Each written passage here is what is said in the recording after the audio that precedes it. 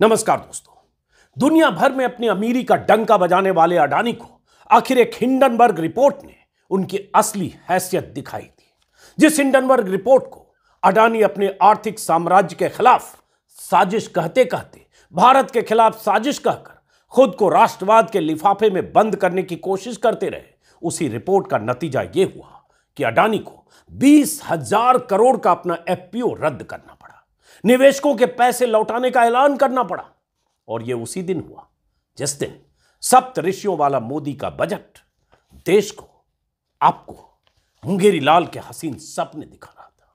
कल रात अडानी की तरफ से यह लिखित बयान आया, अडानी की कंपनी की तरफ से, बोर्ड ऑफ डायरेक्टर्स की तरफ से, और आज सुबह 8:24 पर खुद साक्षात गौतम अडानी वीडियो बयान देने के लिए चैनलों पर आ गए।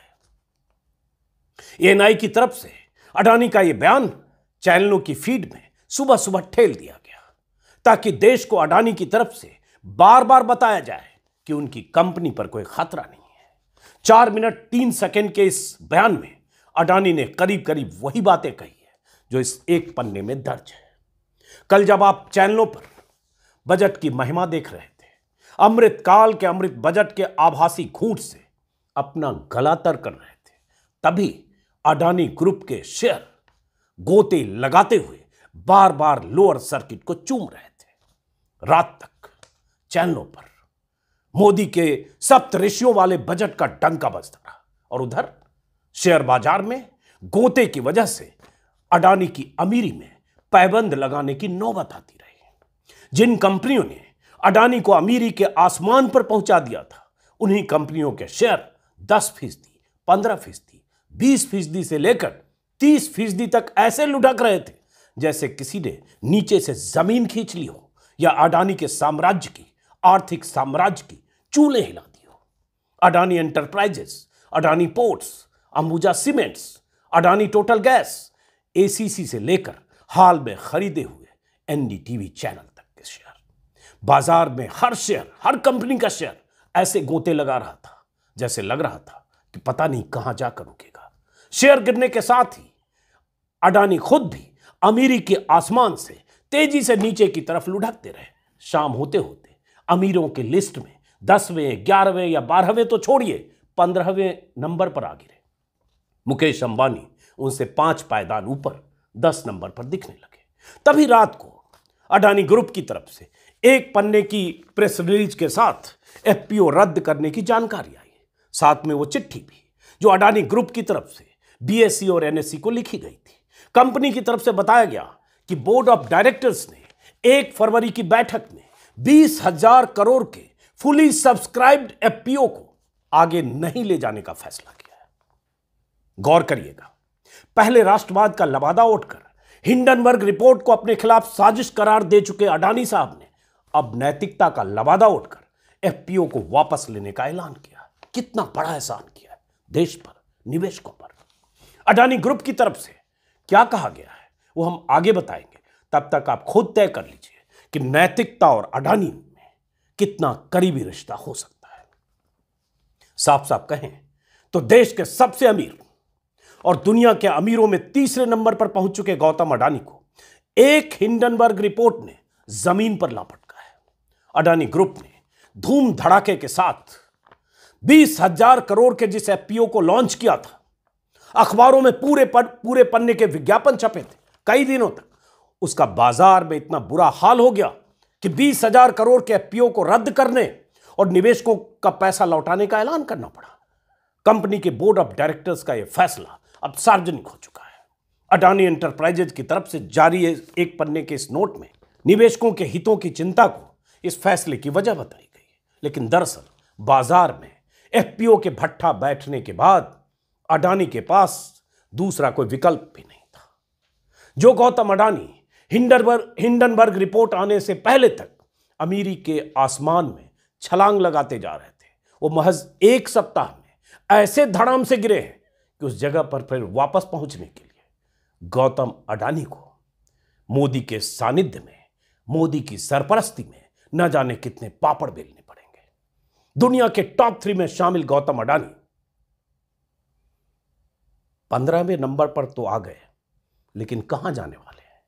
हिंडनबर्ग की जिस रिपोर्ट को भारत के खिलाफ साजिश कहा गया, उस एक रिपोर्ट ने ऐसा असर दिखाया कि मोदी राज में हर तरह के कवच से लैस अडानी के आर्थिक साम्राज्य की बुनियाद हिलती दिख रही है। बाजार में अडानी को गिरने से बचाने के लिए उनके यार दोस्त तो आगे आए, लेकिन इतनी गिरावट को कोई संभाल नहीं पाया। एफपीओ को रद्द करना इस बात का सबूत है कि अडानी ग्रुप गंभीर खतरे से गुजर रहा है। बुधवार की रात अडानी ग्रुप की तरफ से जारी इस प्रेस रिलीज में जो कहा गया है, उसका अनुवाद दैनिक भास्कर के हवाले से हूबहू मैं आपको बता देता हूं। उसके बाद कुछ और जानकारी कि कल बाजार में औंधे मुंह गिरने की वजह क्रेडिट स्विस ग्रुप भी था, वो भी आगे बताएंगे। बहरहाल इसमें क्या है, अडानी एंटरप्राइजेज ने 1 फरवरी को हुई बोर्ड मीटिंग में फैसला लिया है कि हम एफपीओ को आगे नहीं ले जाएंगे। फिलहाल के हालात और स्टॉक में उतार चढ़ाव को देखते हुए फैसला लिया गया है कि ग्राहकों के हित में एफपीओ के साथ आगे नहीं बढ़ा जाएगा और ट्रांजैक्शन को पूरी तरह से वापस लिया जाएगा। हम इन्वेस्टर्स को एफपीओ में शामिल होने के लिए धन्यवाद देते हैं, यह अडानी जी की तरफ से कहा गया है। इस एफपीओ का सब्सक्रिप्शन कल चूंकि आया, परसों के हिसाब से 31 जनवरी तक सफलतापूर्वक बंद हुआ है। स्टॉक अस्थिर होने के बावजूद इस कंपनी में, हमारे बिजनेस और हमारे मैनेजमेंट में आपके भरोसे और विश्वास के लिए हम आपको धन्यवाद देते हैं, अडानी जी की तरफ से कहा गया। हालांकि आज मार्केट अभूतपूर्व रहा है, हमारे स्टॉक प्राइस में दिन भर उतार चढ़ाव आया है। ऐसे असाधारण हालात को देखते हुए कंपनी के बोर्ड ने यह महसूस किया है कि अभी इस एफपीओ के साथ आगे बढ़ना नैतिक तौर पर सही नहीं होगा, अडानी जी की तरफ से कहा गया है। आगे क्या कहा गया? हमारे इन्वेस्टर्स का हित सबसे आगे है, इसलिए भविष्य में होने वाले किसी फाइनेंशियल लॉस से उन्हें बचाने के लिए बोर्ड ने तय किया है, कितना बड़ा एहसान किया है, कि इस एफपीओ के साथ आगे नहीं बढ़ेंगे। हम अपने लोगों को रिफंड देने के लिए अपने बुक रनिंग लीड मैनेजर्स बीआरएलएम के साथ काम कर रहे हैं। हमारी बैलेंस शीट इस समय बहुत मजबूत है, हमारा कैश फ्लो और एसेट सिक्योर है, साथ ही कर्ज चुकाने का हमारा रिकॉर्ड सही रहा है। हमारे इस फैसले से हमारे मौजूदा ऑपरेशंस और भविष्य की किसी योजना पर कोई फर्क नहीं पड़ेगा, यह अडानी जी की तरफ से कहा गया है। भ्रम में मत रहिएगा, हम आगे बताएंगे। हम लॉन्ग टर्म वैल्यू क्रिएशन पर फोकस रखना जारी रखेंगे और ग्रोथ आंतरिक बढ़ोतरी के हिसाब से मैनेज की जाएगी। जैसे ही बाजार स्थिर होगा, हमारी कैपिटल मार्केट स्ट्रेटजी का रिव्यू करेगी। हमें आपका पूरा सहयोग मिलता रहेगा। हम पर भरोसा करने के लिए धन्यवाद। इस प्रेस रिलीज में अडानी साहब ने निवेशकों के हितों के बहुत बड़े हिमायती होने का दिखावा करने की कोशिश की। यह दिखावा किया है।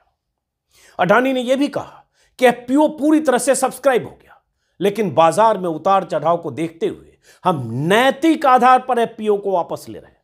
हकीकत तो यह है कि 3112 से लेकर 3276 की कीमत वाला एफपीओ 28% टूटकर 2129 रुपए तक पहुंच गया। वो भी तब जब इस एफपीओ को कामयाब बनाने के लिए अडानी के शुभचिंतकों की पूरी जमात लगी थी, पूरी कायनात लगी थी।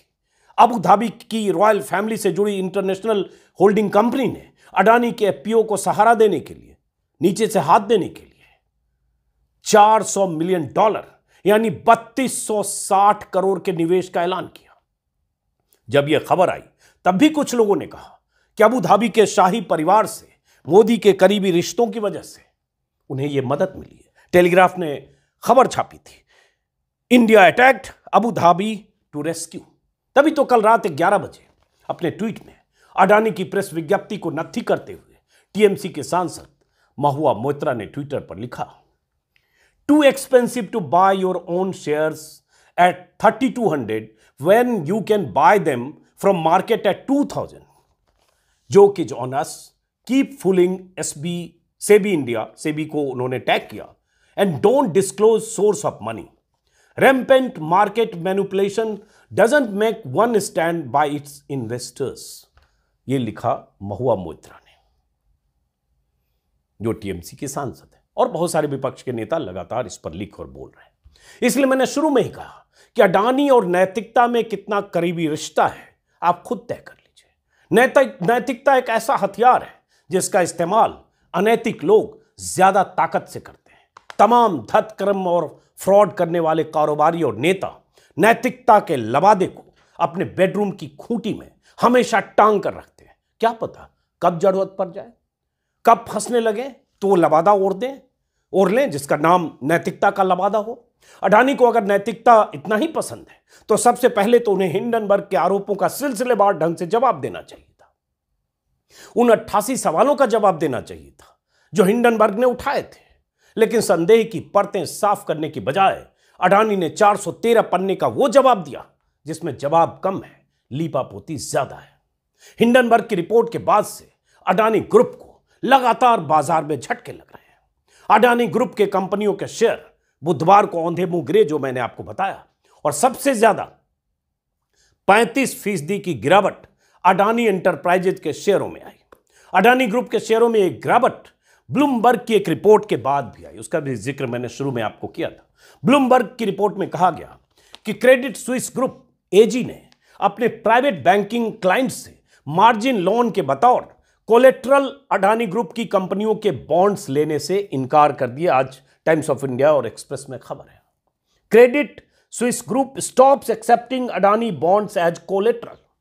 रिपोर्ट में यह भी कहा गया है कि Swiss lender Credit Suisse Group AG की प्राइवेट बैंकिंग इकाई ने Adani Ports and Special Economic Zone, Adani Green Energy और अडानी इलेक्ट्रिसिटी मुंबई लिमिटेड की तरफ से बेचे गए नोट्स को जीरो लैंडिंग वैल्यू दिए।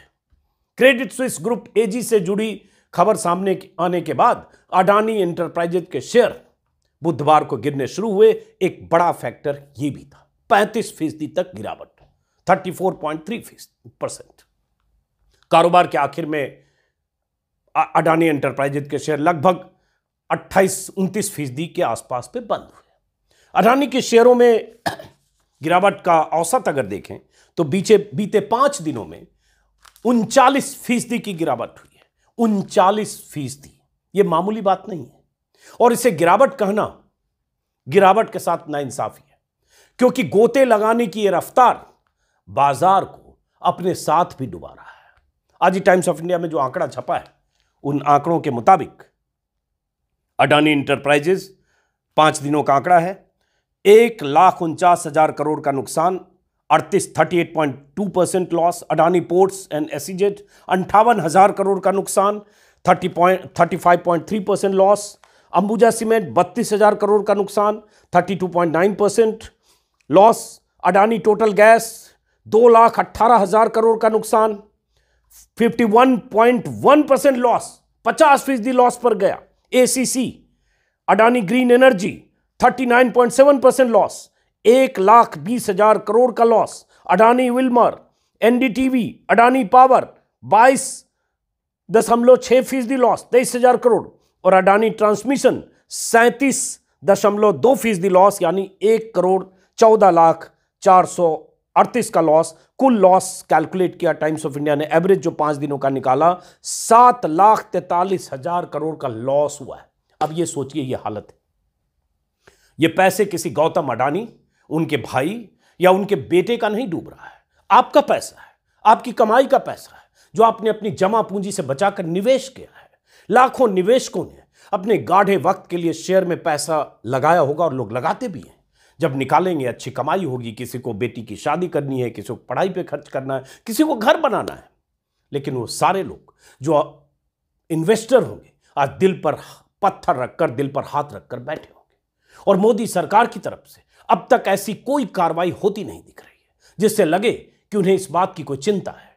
2014 के चुनाव के पहले अडानी के जहाज पर घूमकर प्रचार करने वाले मोदी जी की पूरी मंडली कल दिन भर बजट का प्रचार करने में तो लगी रही, लेकिन किसी चैनल ने उनसे सवाल नहीं पूछा कि भाई साहब, अमीरी की मीनार पर बैठा आदमी अगर लगातार लुढ़क रहा है तो उसका कोई फर्क देश पर और देश के निवेशकों पर पड़ेगा या नहीं। यह सवाल तो उठता है ना कि अगर गौतम अडानी की जगह कोई और होता, कोई ऐसा कारोबारी होता जो मोदी का इतना करीबी नहीं होता, तो भी क्या मोदी सरकार इसी तरह आंखें बंद करके कानों में तेल डालकर सो रही होती? यह सवाल है या नहीं है, सोचिएगा। हालांकि सोने वाला मुहावरा मोदी जी पर फिट नहीं बैठता है, क्योंकि मोदी जी के बारे में कहा जाता है कि 24 घंटे काम करते हैं, अनवरत, बिना थके, बिना सोए। बस सिर्फ हिंडनबर्ग की रिपोर्ट से उन्हें कोई लेना देना नहीं है, क्योंकि उस रिपोर्ट में बिजनेस फ्रॉड का आरोप उनके ऐसे मित्र पर लगा है जिनसे उनके बेहद करीबी रिश्ते हैं। जब मोदी ही चुप है तो क्या मजाल कि बीजेपी का कोई नेता मुंह खोले, क्या मजाल कि कोई चैनल मोदी से पूछ ले। दुनिया पूछ रही है, दुनिया भर के अखबार लिख रहे हैं। अडानी के कारोबार में हुए गोरख धंधे पर सवालों की लिस्ट लगातार हर रोज हर घंटे लंबी होती जा रही है और मोदी सरकार की चुप्पी भी घंटों के हिसाब से बढ़ती जा रही है। लेकिन कब तक? आपको पता ही होगा कि अडानी ने हिंडनबर्ग की रिपोर्ट को खारिज करते हुए राष्ट्रवाद की आड़ लेने की कोशिश की थी। 413 पन्नों का जवाब देकर हिंडनबर्ग रिपोर्ट को भारत पर हमला बताया था। जवाब हिंडनबर्ग की तरफ से भी आया और जवाब में कहा गया कि राष्ट्रवाद की आड़ में धोखे से नहीं बचा जा सकता है। हिंडनबर्ग रिसर्च ने अडानी ग्रुप की ओर से दिए गए 413 पन्नों के जवाब पर अपना जवाब देते हुए कहा, और बहुत डंके की चोट पर, कि अहम मुद्दों से ध्यान भटकाने की कोशिश की गई। अंग्रेजी में जवाब था, हिंदी में तर्जुमा किसी अखबार वेबसाइट के हवाले से बता रहा हूं। और हमारी रिपोर्ट पर को भारत पर सोचा समझा हमला करार कर दिया गया है। लेकिन अडानी ग्रुप ने कंपनी के अध्यक्ष गौतम अडानी की संपत्ति में बढ़ोतरी को भारत की सफलता के साथ जोड़कर दिखाने की कोशिश की है। हमारा मानना है कि भारत का लोकतंत्र काफी जीवंत है, आने वाले भविष्य का भारत सुपर पावर है। हम मानते हैं कि अडानी ग्रुप ने भारत के भविष्य को पीछे ढकेलने की कोशिश की है। यह हिंडनबर्ग ने अडानी का 400 पन्ने का जो जवाब था उसका जवाब दिया है। आगे कहा, कंपनी व्यवस्थित तरीके से देश को लूट रही है और खुद को भारतीय ध्वज में, भारतीय तिरंगे में लिपटा हुआ दिखाने की कोशिश कर रही है। हिंडनबर्ग रिसर्च ने कहा कि अडानी के 413 पन्नों के जवाब में सिर्फ 30 पन्ने हमारी रिपोर्ट से जुड़े, बाकी 330 पन्ने कोर्ट के रिकॉर्ड हैं, 53 पन्ने उच्च स्तरीय वित्तीय जानकारी हैं, सामान्य जानकारी है और बेकार के कॉर्पोरेट की कुछ जानकारियों का पुलिंदा है। जैसे उसमें कंपनियों में महिलाओं को बढ़ावा दिया जा रहा है, सुरक्षित सब्जियों का उत्पादन किया जा रहा है, और क्या काम किया जा रहा है देश हित में, जनहित में। लेकिन अडानी ने 88 में से 62 सवालों का जवाब नहीं दिया। यह भी हिंडनबर्ग ने कहा। तो ये सारी बातें लगातार बीते 4-5 दिनों से आप सोशल मीडिया पर, यूट्यूब पर देख रहे होंगे। लेकिन क्या मोदी जी को यह सब नहीं दिख रहा है? अब तो अडानी जी खुद भी आ गए हैं और आकर भाषण दे गए, कह गए कि उनकी सेहत पर, उनकी कंपनी की सेहत पर कोई फर्क नहीं पड़ता। लेकिन क्या वाकई ऐसी स्थिति है क्या? और अगर उनकी सेहत पर कोई फर्क नहीं पड़ता है तो ये जो 7,43,000 करोड़ डूबे हैं निवेशकों के, ये किसकी जिम्मेदारी है? और ये अगर डूबे हैं तो क्या सरकार की जिम्मेदारी नहीं है कि अगर एक कंपनी जो 8 सालों में जिसका ग्रोथ कई गुना हो गया, जो 10 लाख 12 लाख करोड़ की कंपनी हो गई, दुनिया में टॉप 3 हो गए गौतम अडानी, अगर उस कंपनी में उस कंपनी के मुखिया मालिक गौतम अडानी नंबर 3 से नंबर 15 पर आ रहे हैं और उसके बाद कंपनी का शेयर रसातल की तरफ जा रहा है, तो जांच तो होनी चाहिए। ये सवाल विपक्ष के लोग उठा रहे हैं, लेकिन मोदी जी हमेशा की तरह आंख बंद करके अडानी जी की तरफ से बाकी कामों में व्यस्त है। फिलहाल इस वीडियो को खत्म करते हैं, फिर मुलाकात होगी। जैसे कुछ और जानकारी आएगी वो बताऊंगा। और एक अपील कि आपने मेरे चैनल को अगर सब्सक्राइब नहीं किया तो सब्सक्राइब करें, ताकि इस तरह की जानकारी आप तक पहुंचती रहे। नमस्कार।